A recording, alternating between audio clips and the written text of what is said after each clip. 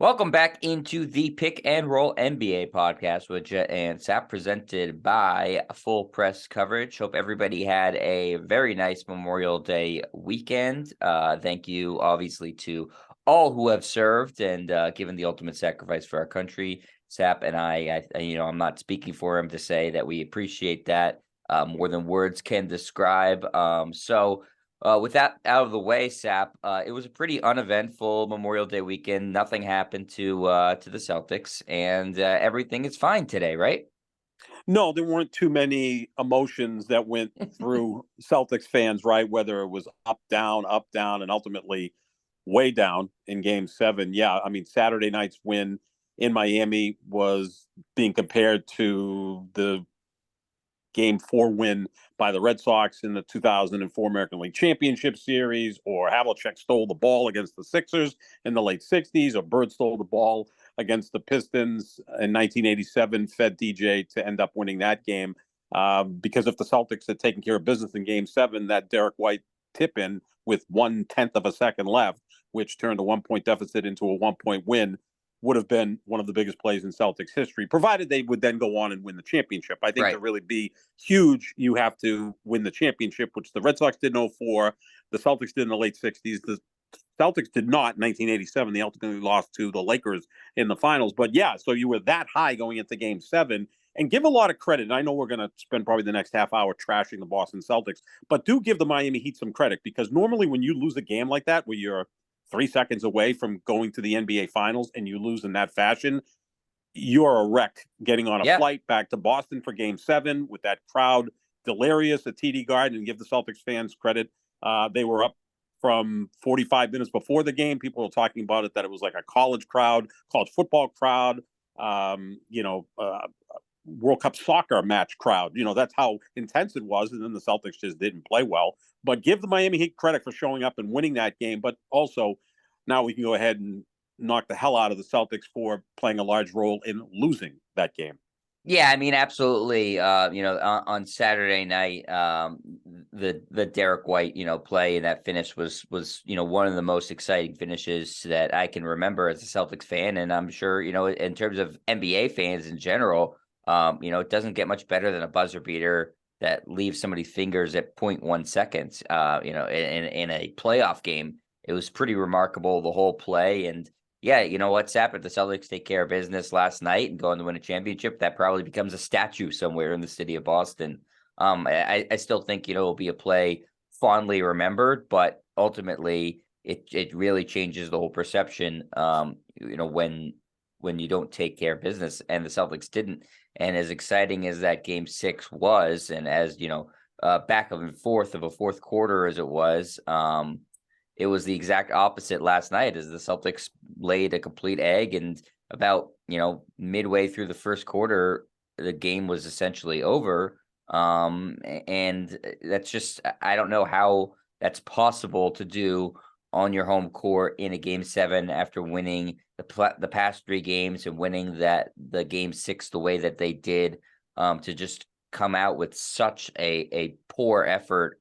And like you said, credit to the Heat. They deserve a lot of credit for, they've bounced a 1 seed, they bounced a pretty game Knicks team, and now they bounced a 2 seed, all without Tyler Hero, and so they deserve all the credit in the world. You can't take anything away from them. Their role players have all stepped up in a major way, specifically Martin and Caleb Martin and Gabe Vincent in this series.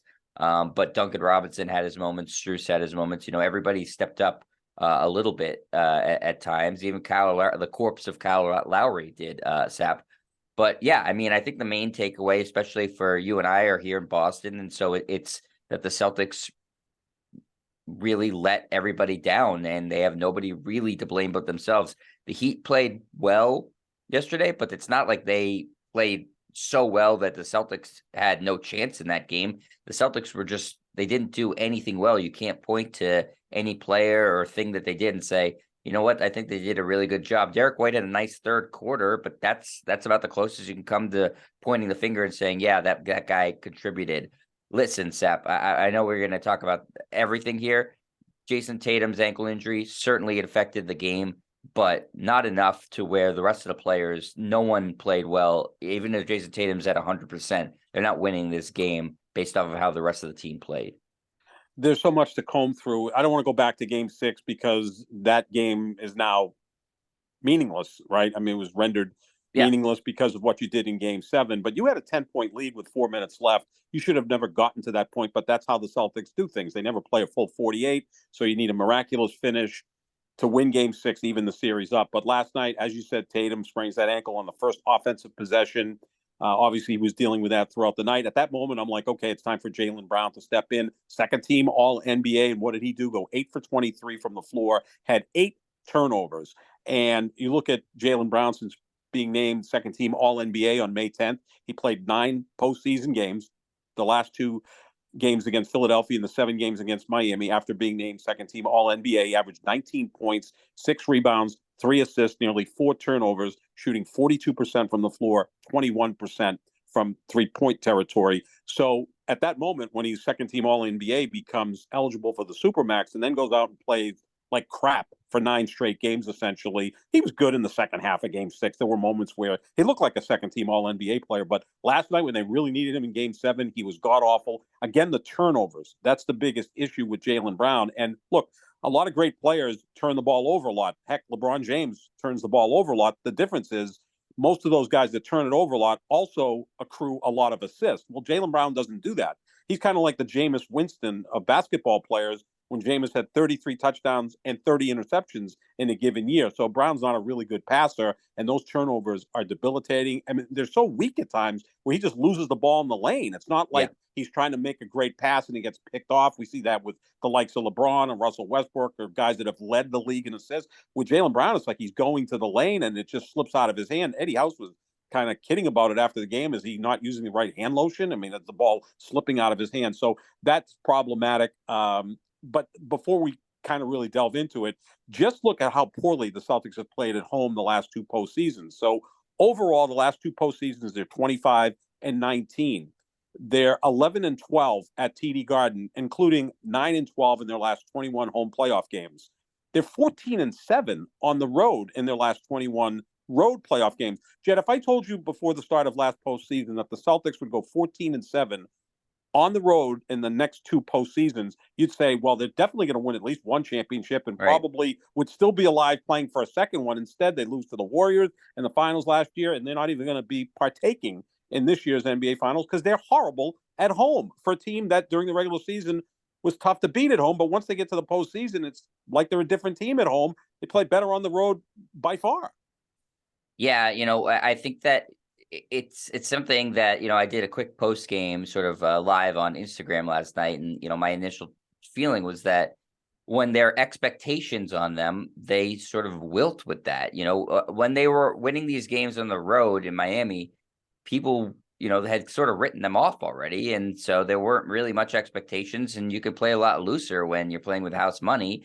And they were expected to win that game last night. And it's almost like the crowd being way in their corner has an adverse effect on them. So it's baffling, and it's something that they have to look at, internally in the mirror. Why do we do this at home? Why can't we take advantage of our home court like every other really good team in the NBA does? Especially in the postseason. You look at the Denver Nuggets, who are representing the West in the finals and are currently the favorites as far as the initial odds to win the championship. Well, they haven't lost a game at home, Zap, in these playoffs. That's how it's done. Prior to this series, the Heat hadn't lost a game at home. The Lakers, hadn't lost a game at home, and the Celtics, it's a huge home court advantage in terms of how hostile the Celtics crowd is and how loud it is, and the players acknowledge that in a poll you've referenced several times, Sep. And yet the Celtics can't take advantage of it. So it's, again, I think it's a mentality thing. That really comes back to a lot of the reasons why they lose is just like, it's an internal look at yourself in the mirror thing. It's not a talent thing. And as far as Jaylen Brown goes, Sap, I don't think it's hyperbole to say he was the worst player in the court last night. He killed the Celtics in a lot of ways. Like, okay, he did lead the team in scoring with 19 points, Sap, but His defense was terrible. His shooting was terrible. You mentioned the turnovers. 8 turnovers in a game 7 is just unacceptable in any way, shape, or form. A lot of those turnovers were run killers. Right when the Celtics were starting to maybe chip away a little bit, he turned the ball over, fast break for Miami, and easy dunk or layup on the other end. He's going to be an easy scapegoat to bury today because, again, he was the worst player on the court. But as I mentioned at the top of the show, Sep, nobody stepped up. The only person that should really get a pass a little bit is Jason Tatum because he was clearly playing at a very low health percentage after that ankle injury. And, there's limited things you can do. But the same can't be said about Marcus Smart or Grant Williams or Al Horford. Yeah, you can go right on down the list. Yeah. I mean, Derek White was good because he kept them alive in the third quarter, but they just couldn't break through. I thought, but Rob he also Williams didn't was good. shoot the ball well, Sap. 5 of 12 No. from the floor, 2 of 9 from 3. Again, he had his moments, but to say he had a good game would be wrong. I guess it's all relatively speaking in comparison to your teammates. And then Rob Williams gave you 8.6 rebounds in 14 minutes. He couldn't stay on the floor for whatever reason. It was just a total meltdown by the entire team. Look, it was their worst offensive game of the season. They picked their final game of the season to have their worst shooting game, the worst offensive output. It was just that bad. Defensively, again, Miami shot 50% from 3. Look, Miami throughout this series, when they were playing at their best, was shooting close to 50%. And they can get hot, those guys can, but you also help them by not closing in on shooters like you did in games 4 and 5, less so in game 6, because Miami shot close to 50% in game 6, which is one of the weirdest games I've ever seen because Miami shot 47% from 3 and the Celtics shot 20% from 3 and the Celtics found a way to win that game. But yeah, I mean, as far as Jaylen Brown, did he cost himself some money? Is the Supermax going to be extended to him? Does he even want to stay here? There's like a million questions that are going to have to be asked and answered by the Celtics and Jaylen Brown, because if you're going to commit to Jaylen Brown and Jason Tatum, you're talking about in excess of $600 million over a 5-year period. That's an awful lot of money to commit to 2 players. And are they good enough to lead you? Well, Tatum's been here 6 years. Brown's been here 7 years. The answer right now is no. And they also built what we think is a really good support staff there for them, right? I mean, we're all in agreement that they have the best roster in the NBA, 1 through 8. But now they're starting to remind me a little bit of the San Francisco 49ers. Every year, the 49ers get talked about as being the most talented team in football. They can't quite get the quarterback position right, so that's their excuse. But every year they lose, whether it's in the NFC Championship game or in the Super Bowl, in kind of heartbreaking fashion. And people say, well, wait till next year. They're the most talented team without question. And what do they have to show for it? The Celtics also remind me a little bit of the early 2000s Philadelphia Eagles. Remember, they went to 4 straight NFC Championship games. They broke in once and then lost to the Patriots in the Super Bowl back in 2004. So it's frustrating because you think they're good enough to do it, but then they don't do it for whatever reason, whether the top players don't shine, the secondary role players don't shine. Malcolm Brogdon was hurt. He probably shouldn't have been out there last night. Jed, he played 7 minutes last night. He was a minus 15, and I'm not a huge plus minus guy. That nearly seems impossible. That's like 2 points per minute. That doesn't really seem possible. That's how bad he was on both ends of the floor. There's a lot to comb through here. And again, we haven't even gotten to the coach. Does he come back? If he comes back, what type of assistance do you bring in to, help him? And just if he comes back and you bring in some viable assistance, whether it's Frank Vogel or Sam Cassell or who, I don't know who, you also have to give this guy some media training because he acts like a 12-year-old oftentimes. It was terrible last night after the game. Yeah, really with bad. The one-word answers. Yeah, I mean, he really was asked, bad. would you have done anything differently? And he said, no. Well, I know 12-year-olds. That's how they answer it. You got a D in math this semester, but you got a B last semester. What went wrong this semester? Would you do anything differently in this semester to hold your grade at a B instead of a D? And the 12-year-old goes, no. Okay, well, where do you go from there? That's also a major problem. So there's a lot of questions that Wyc Grousbeck's going to have to answer in the offseason. Brad Stevens as well. I mean, is Brad Stevens safe? I mean, he didn't really do much at the trade deadline. Wyc Grousbeck doesn't strike me as a guy who reacts or overreacts to things, but I think everything's on the table at this point going forward because it was Brad Stevens who, once Ime Udoka moved on, decided to go with Joe Mazzulla instead of Damon Stoudemire. And right now, it looks like it was a bad decision on Brad Stevens' part.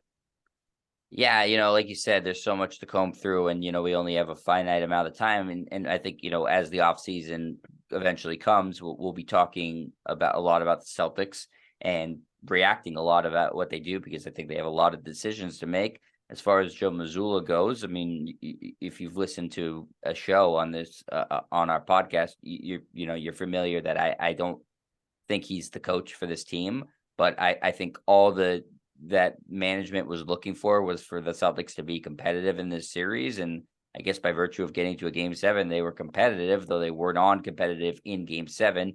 And frankly, in some of their losses, it was on the coach. I don't blame him for game seven.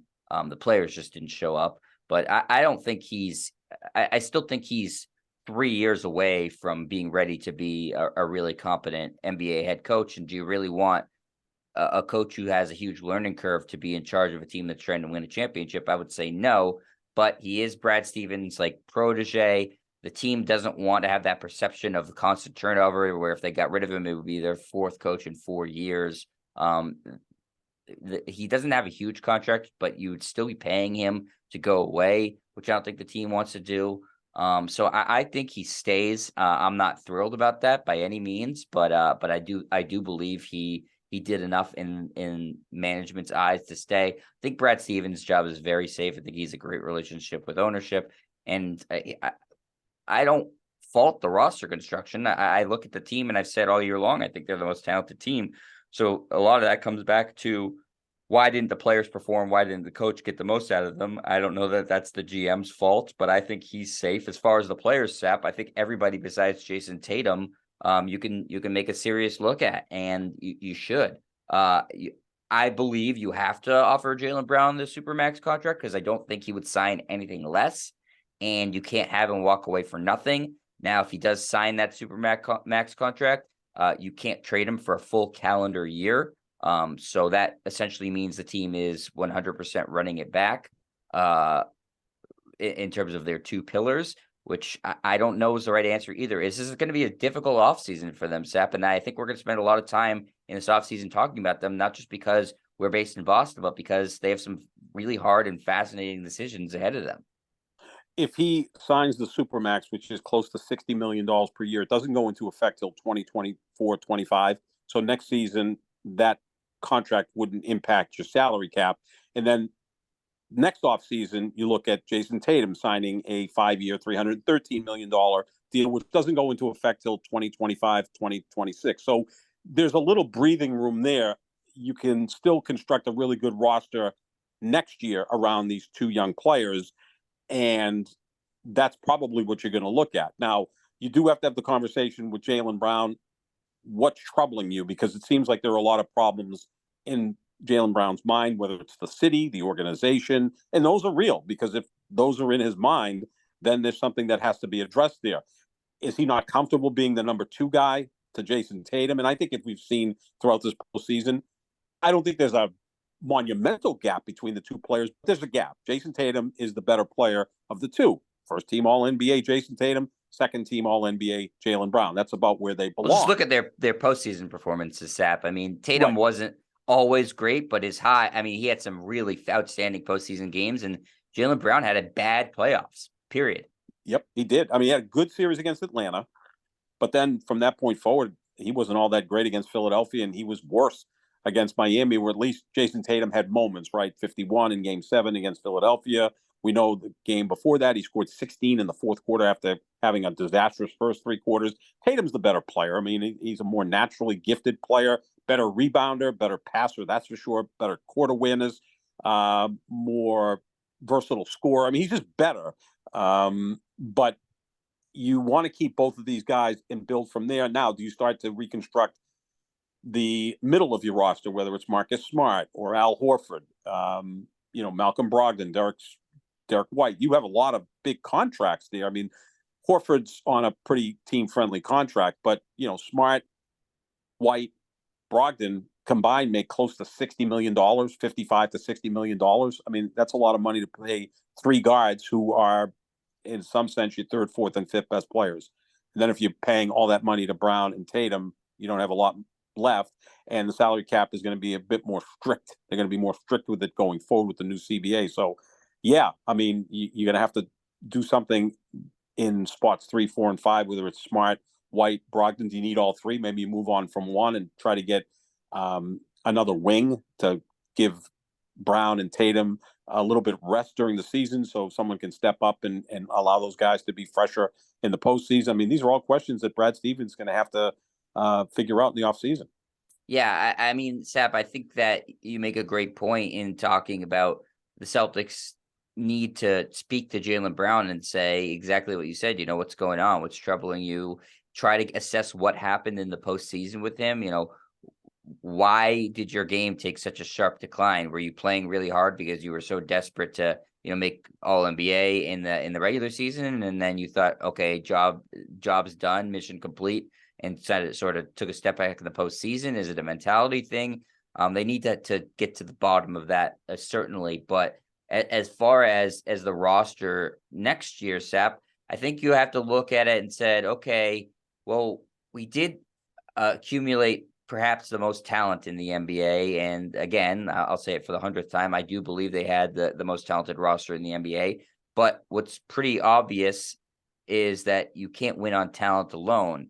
And you need to have quality coaching in the playoffs, and you need to have guys with an edge. And the Miami Heat are chock full of them, and the Celtics really aren't at all. So I think when you're looking at changing the roster up a little bit, you may have to be comfortable with saying, you know, we'll take a little bit of a step down in talent if we bring in the right guy who's the right fit, who plays a specific role and can be a different type of voice in the locker room. Because I think the Celtics really need different voices in that locker room. You know, I think that I don't remember who said it, but they made a good point where they said, you know, the Celtics have a lot of really nice guys in the team, and that's great. But sometimes you Charles need Barkley said that. He goes, they're really nice guys who don't seem to be all that bothered by losing. Like, you know, they don't have the same makeup. And look, it's extreme to compare anybody to Michael Jordan or Kobe Bryant or Larry Bird or Magic Johnson, those guys who, you know, right, but you don't need losing. that. You know, you don't need it. LeBron's been great. Pretty good without that extreme level. Now, again, we're talking about who I think is the greatest player ever. So, yeah, here's the thing. I look at the Celtics, and this is a compliment. They have a lot of really bright guys, right? I mean, Jaylen Brown was valedictorian in high school. Malcolm Brogdon is going to run for the U.S. Senate. I will guarantee you that. He's a very bright guy. He's actually one of the best analysts in basketball. The only problem is he's analyzing the team he's playing for, and he's not playing all that well. You know, we saw him after games, you know, be real open about the fact that the team wasn't very good defensively for the entire season. Well, he was probably their worst defender, but he's still a very, very bright guy. Al Horford's a bright guy. Marcus Smart, from what I understand, in terms of dealing with fans, media, when he goes on any type of activities for the team, is the best guy in the city of Boston as far as being that athlete. Jason Tatum's a bright guy. Grant Williams comes from two parents that are educators. Grant Williams, Malcolm Brogdon. Grant Williams' mom works for NASA. Exactly. Jason Tatum's mom is a lawyer. Jaylen Brown, Malcolm Brogdon, and Grant Williams are all vice presidents of the Players Association. There's a lot of bright guys on that team. They also feel like the heavily talented one-and-done teams in college basketball that lose in the round of 32 to the team that has all the guys that have been there for 3 or 4 years, like the Miami Heat, the undrafted free agents.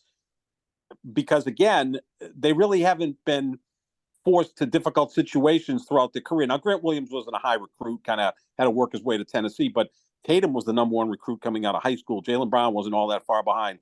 Al Horford was the third overall pick in his draft. Marcus Smart, I know everyone talks about him as a blue-collar worker. He was the 6th pick in the draft. So we're talking about a lot of guys, All-American. Absolutely. Yeah. A finalist for College Player of the Year. Brogdon has been Rookie of the Year and Sixth Man of the Year. Derek White was a first-round ACC Player of the Year, Brogdon. Exactly. Yeah, so they've got a bunch of guys that even Peyton Pritchard, Sap, Pac-12 Player of the Year. Yeah, you know? Exactly. Yeah, I mean, you know, Rob Williams would have been a top 5 pick if he had been healthy at Texas A&M. So they've got all this talent, but, you know, they don't have those guys that kind of fight through, like, adversity. Like, I guarantee you, if the Celtics had a 3-0 lead in this series and lost games 4, 5, and 6, they would have got blown out in Game 7, where you got to give Miami a lot of credit for blowing a 3-0 lead and then getting to Game 7 and man being man enough to come into TD Yeah. Garden and win handily at that point. Yeah, I mean, I thought that was the least likely scenario, Sap, of what would happen in the game. I thought, okay, Celtics and Miami probably in a close game.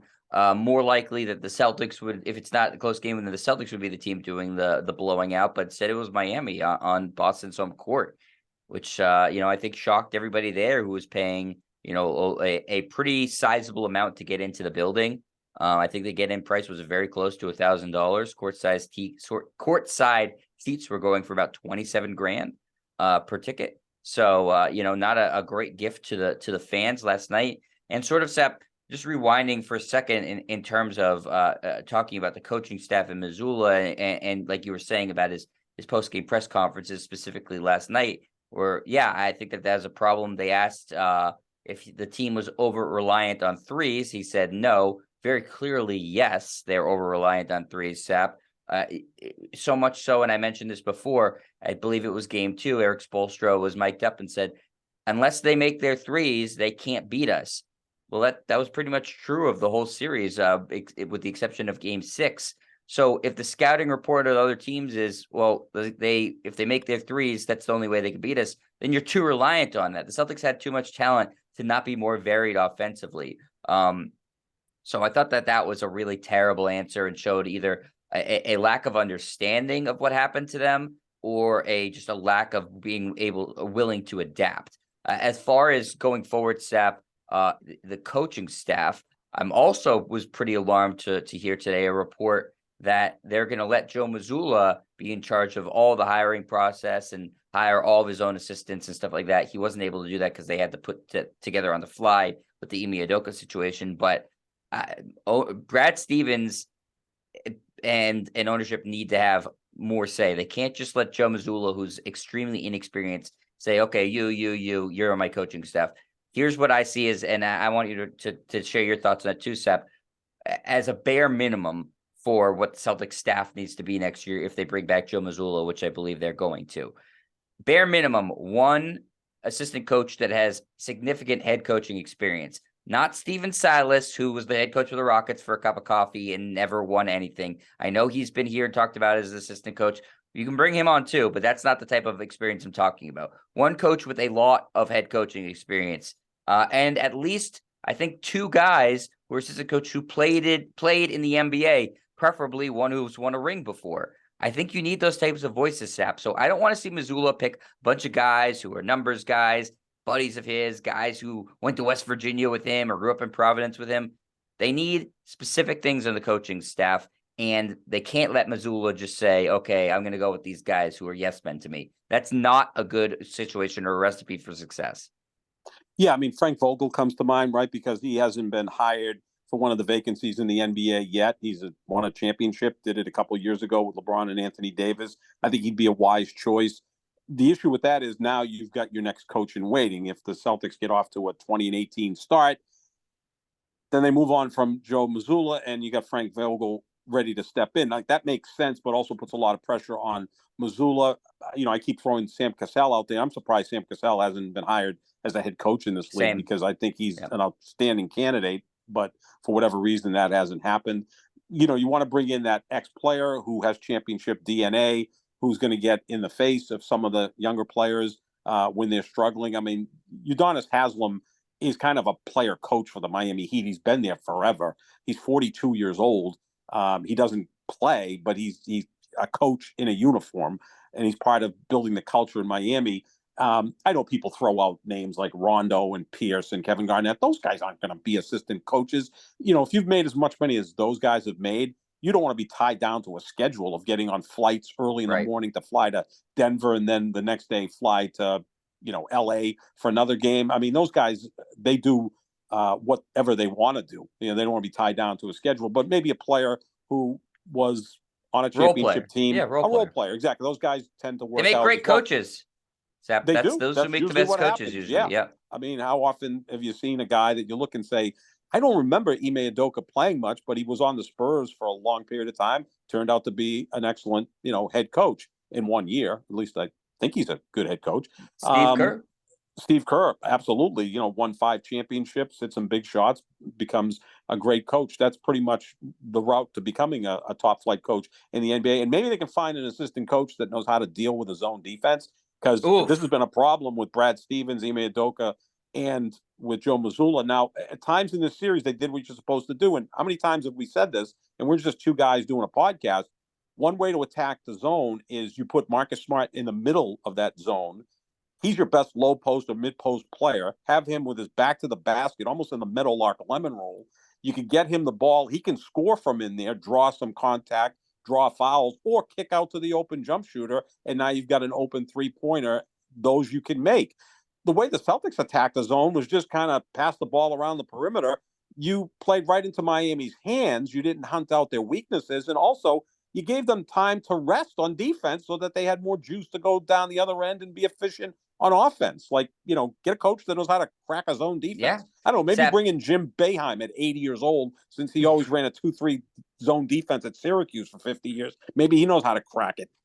Yeah, no, I think it's a great point, and it's been the bane of the Celtics' existence for years. The zone defense, where you're like, well, why? You're a professional team. You should be able to figure this out. And the biggest thing for me against the zone defense, Sap, is what they did really well in the games that they won, which is off of turnovers and misses. You're sprinting down the other end of the court before they can set up a zone defense. Last night, the Celtics were walking the ball up the court, and that's a thing with this team. They very rarely show sense of urgency, regardless of what the score is in a game. And that, I saw that in the first quarter, and I knew it was going to be a problem right away. Off of misses and turnovers, they were walking the ball up the court.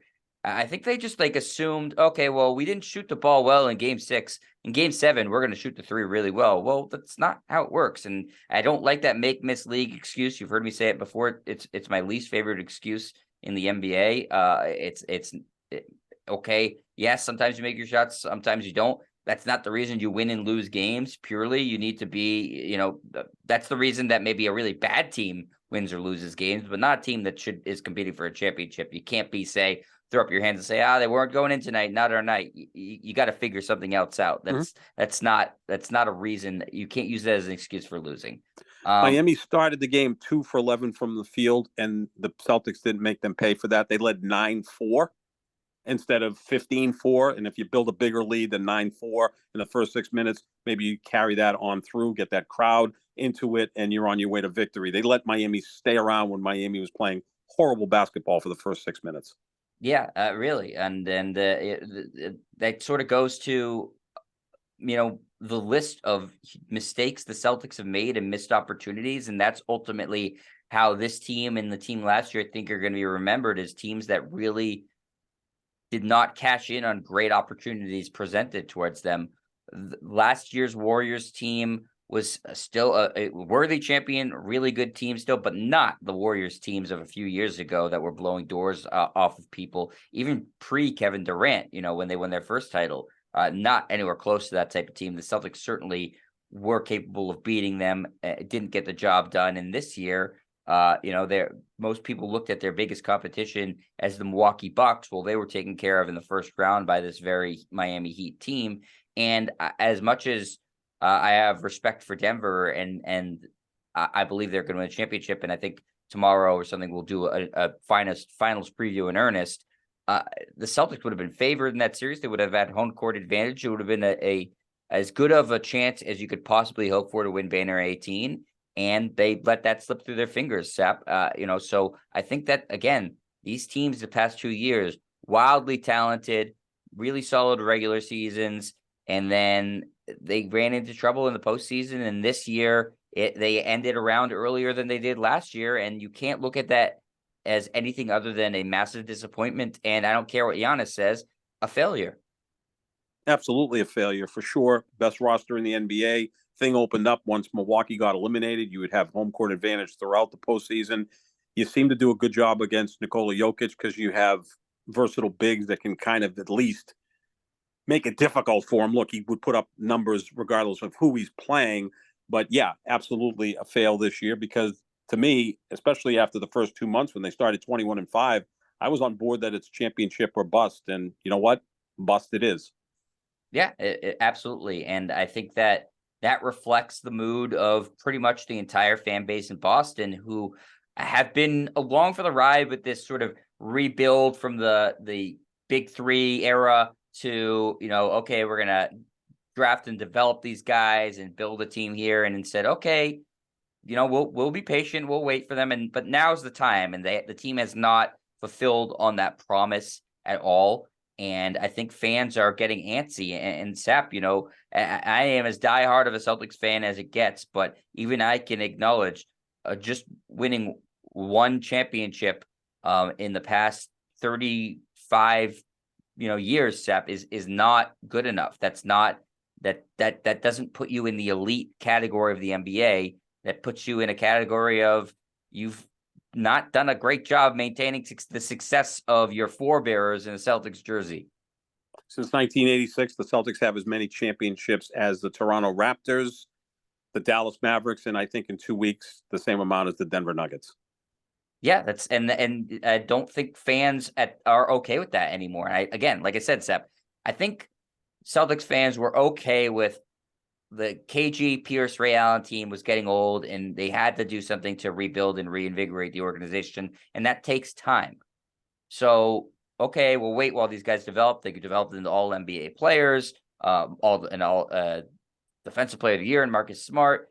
And this last year and this year were the years to get it done, and they didn't. And I think people's patience there has run out with this team. All the other teams in Boston face the same pressure the Celtics do. It's championship or bust. And I think with the media that covers the Celtics, they get a little bit more leeway than other teams do. But now I think those chickens are sort of coming home to roost. And from the people I talk to and from what I'm seeing on social media, there's a lot of negativity towards this team not being able to get the job done. Yep, disappointment. And now it's becoming impatient on the part of the fan base. So, again, a lot of questions for the Celtics this offseason facing them. It will be the most difficult offseason of Brad Stevens' short tenure as the head of basketball operations for the team. They have a lot of decisions to make monetarily, roster-wise, coaching-wise, and it'll be fascinating to follow them, and we will be doing that, all offseason long. But we'll be back later this week as the NBA Finals kick off on Thursday. So either tomorrow or Thursday afternoon, well before the game, we're going to give you a really good, full breakdown of the Heat and the Nuggets, what to expect in that series, how each team can win, what our predictions are. So make sure you stay tuned for that, as we want to make sure we give, the Nuggets and the Heat deserve their time in the sun on this and all other podcasts. And we'll be talking about the finals and reacting to every game as that goes on. So make sure you check out that. Make sure you check out our social medias at JohnSapp25 at Jet Stryer. Thanks to Full Press Coverage. Check out their website. Sapp, any last words? No, that's about it. Look forward to previewing this finals. Yeah, I mean, it's unexpected. Certainly not what the TV networks wanted, Denver and Miami, but that's what we got. And, I like that it is unpredictable. Would I have loved the Celtics to be there? Absolutely. Would you have loved the Lakers to be there? Without a doubt. But this is what we got, and I think it could be a very entertaining finals, but make sure you check us out, and we will be previewing all of it, reacting to all of it. Thanks for listening, everybody. See ya.